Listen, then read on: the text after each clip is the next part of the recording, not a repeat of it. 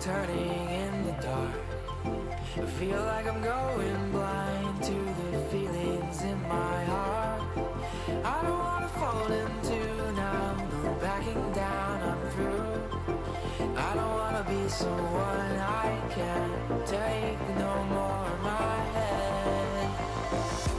These days I'm lost in the rhythm. My head can't make a decision. What's up, YouTube? She is finally done crafting, so I can bring you my ultimate Viessa guide. First, let's start out with ways you can farm her.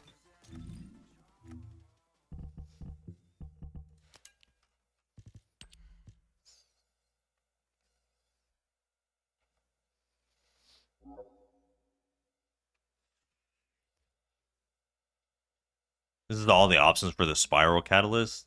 It's all fusion reactors, so it's kind of just whichever reactor you end up doing the best, whichever reactor you end up liking the best.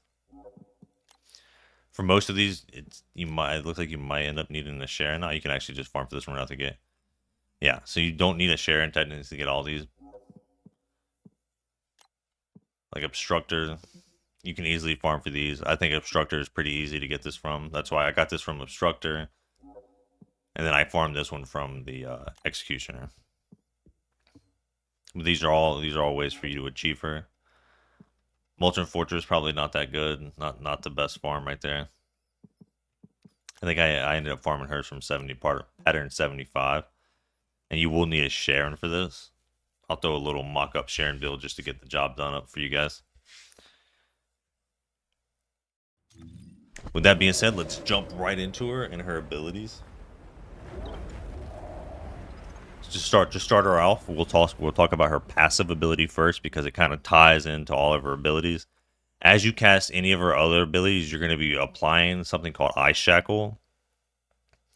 And this Ice Shackle can increase in stages the more you apply to it, all the way up to level 4. And you can see on the right, you can see the different durations and effects, every time you go up in each level, what you get for each level.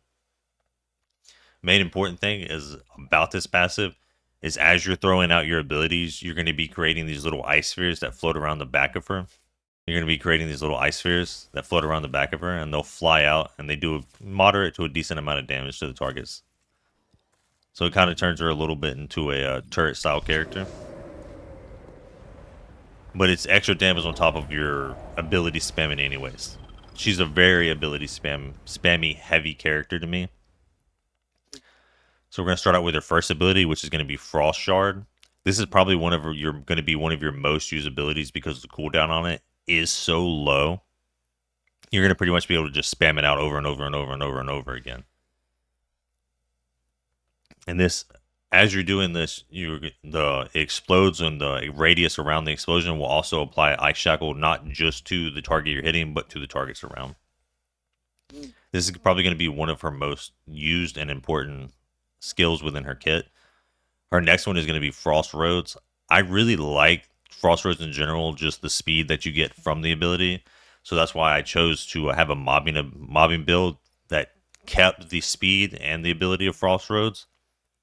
Because I think the faster you can complete content with the character, the more you can get done, just the better in general, especially when you're not doing like a Colossus, when you're just out there dungeoning and mobbing and stuff like that. The faster you can move, the faster you can get the content done, the better.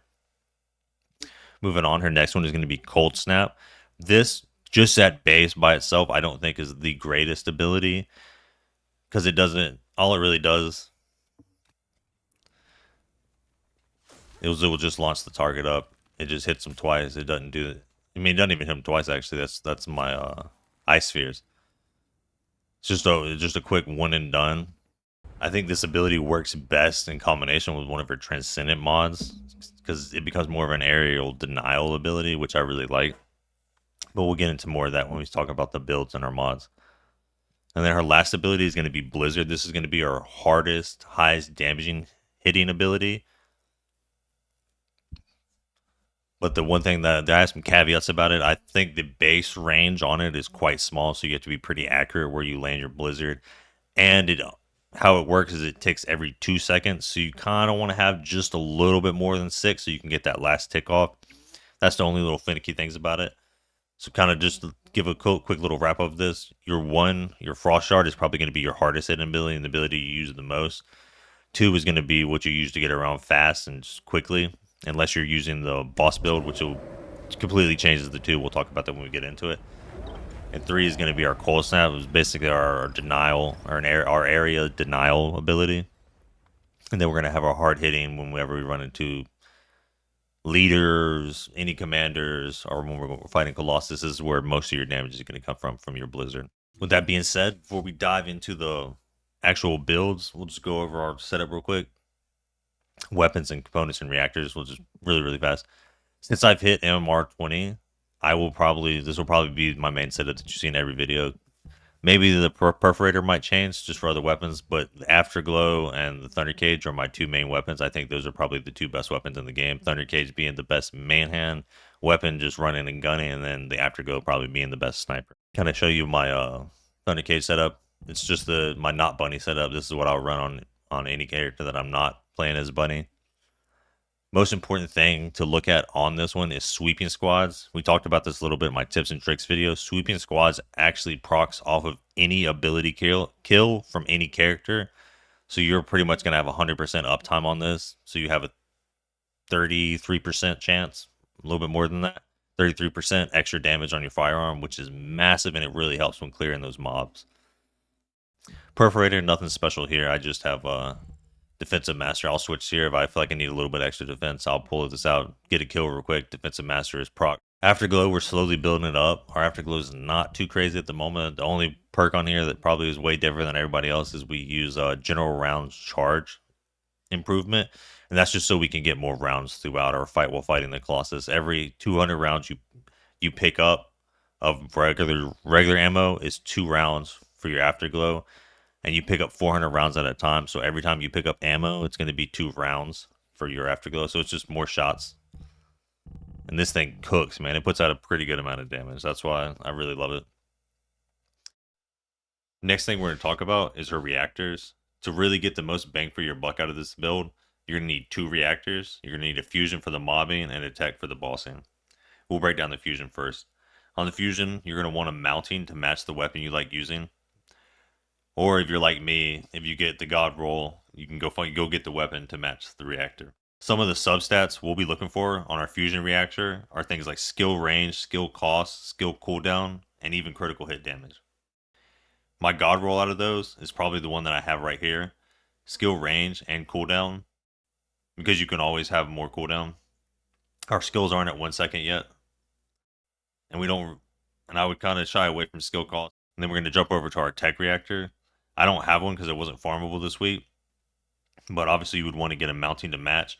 Or like before, if you got the perfect God roll substats, you could get the weapon to match the reactor. Vice versa. Some of the substats we would be looking for would be skill cost, skill range, critical hit damage, or critical hit rate, or extra damage versus Colossus. My God roll out of all these stats, I think would probably be skill cost, extra damage versus Colossus, or critical hit damage. I could shy away from using the critical hit rate because, again, she already has such high base critical hit rate in general.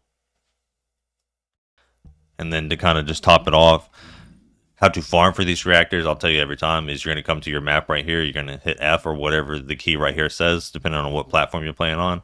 And right here, this is going to be your best friend when it comes to farming for these reactors. You can type in whatever you're looking for and see the fusion one is farmable this week.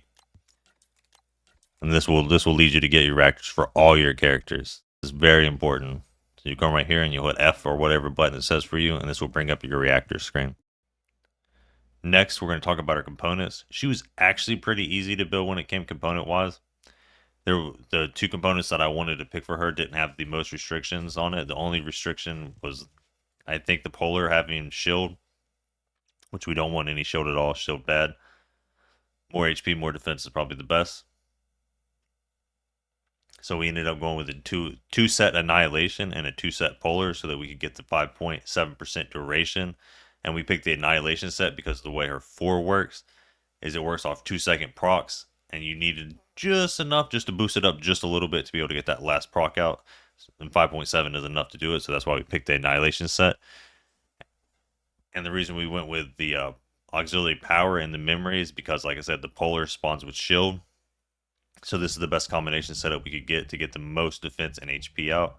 What we got rolled here is our max HP on our power with defense and fire resistant. This is probably the god roll. I think this is the best god roll for the auxiliary.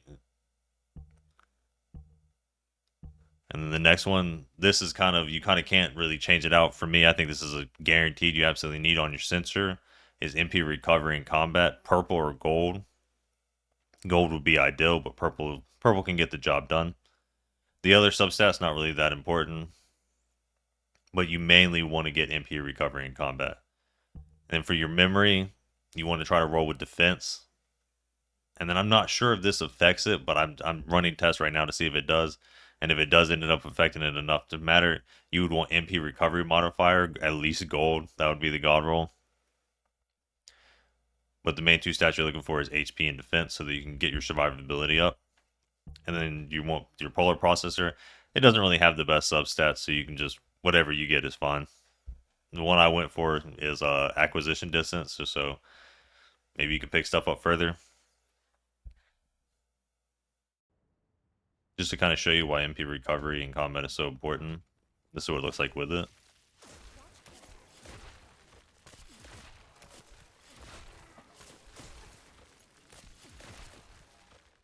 Versus without.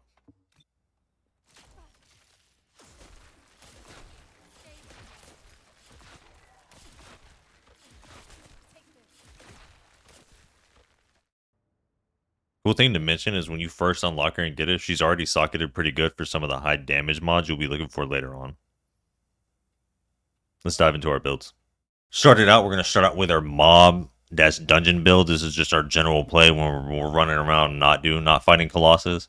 The main star of the show is going to be Cold Snap Watch. What this is going to do, this is going to change her Cold Snap over to what I think it should, like, how she feels like she should be played as like an aerial denial player.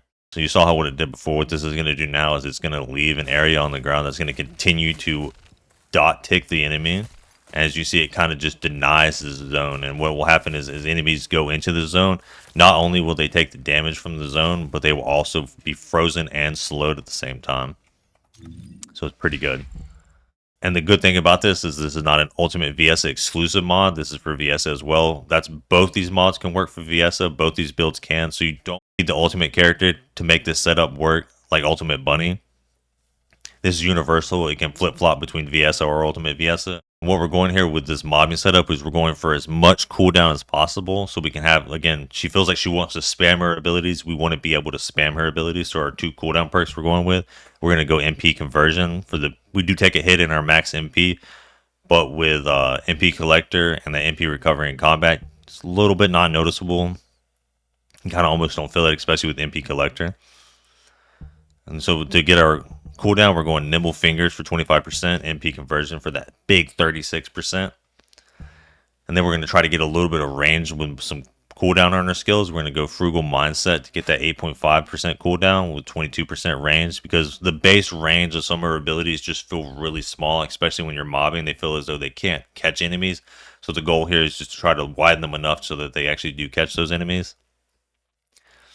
And then we wanted to get a little bit of power out of stuff, so we did focus on chill. This is probably not the mod I'll end up going with for the max setup, but just as right out the box, this is already socketed here, so this is perfect. We just slap this in here. And this gives us a little bit more of that cooldown that we needed just to, again, we want to spam her abilities as much as possible. So we're trying to get her cooldowns as low as we can, especially on her cold snap. And then to further extend the range of her abilities, just so that feels more like we're denying an actual area, we're going to have skill expansion, which is going to be 92%, which really helps you to like stretch out and reach the whole entire pack. And then we have MP collector, which is going to allow you to spam your abilities that much more. This is just a good quality of life mod to have. I was thinking about waiting to add this later, but she didn't feel quite complete until I added this. As soon as I added this, the fantasy of just running around spamming ice everywhere came to life. And then we had a few extra points left over, so we just threw in a critical hit damage. We chose damage over crit rate because her crit rate is already so high at base, so we're just going to try to increase her damage. Let's jump over to our boss setup. Main important mod in our boss setup is Cold-Blooded. This mod right here is super important. Super crazy to your damage output. What this mod does, it increases your skill power, decreases the cooldown, and the cost of the mods. Pretty much opens up the ability to just spam her abilities wildly. To start this off, we're going to want to go with cooldown reduction for the mod to make her cooldowns even lower when we pop our 2 ability. And we're going to go with Nimble Fingers and MP Conversion as well. This is probably the best combination for the most cooldown you can get. You do take a hit with max MP, but we try to make up for that with our MP recovery in combat. Next for the setup, we're going to try to go with survivability. So that's why we go with HP amplification for the max HP. You do lose shields, but shields aren't that great in this game and the way they work. You're better off having more HP and more defense than shields. So this is an easy take for us. And then next, we're going to have probably one of my favorite perks when it comes to defense, Spear and Shield, because it gives you such a good amount of defense while also giving you a little boost in skill power at the same time. To further continue down our power, we have Chill Master, which gives us 25% skill power and a little bit of chill skill power at the same time. This is just the mod that I slotted in here. I probably would eventually go with Chill Specialist, but I had mine maxed all the way out, and I don't have just a regular one without maxed out, so I slotted this in. But Chill Specialist would probably be better. And then the star of the boss build is Dangerous Ambush. The amount of extra damage you get from this is crazy. Just for if the boss isn't attacking you, you get 24% extra damage, and then when they go down in their immune state, you get a 50%, and that's when you're going to want to pop your Blizzard. I have been finding out that this does have a little bit of weird interactions, how it interacts within the game, especially with the way the bosses are, because the way the bosses count is looking at you, it's kind of a little weird. I'll need a little bit more testing to see 100% how it works. Main thing to take away from it is just that it is an increase in damage. It just, the bosses are a little weird, so sometimes you might not get all of the increase, but it is an increase, so that's why we pick it here. That just about does it for our first look and first impressions at Ultimate Viessa. Overall, I think she's a pretty solid character and a good addition to your roster, especially with her being the only chill character. Thank you all for watching. Stay tuned for our next build video, either Ultimate Lepic or Ultimate Valby. Let me know who you would like to see in the comments. Keep in mind that we are free to play and we will have to grind for Valby. I'll catch you guys in the next one.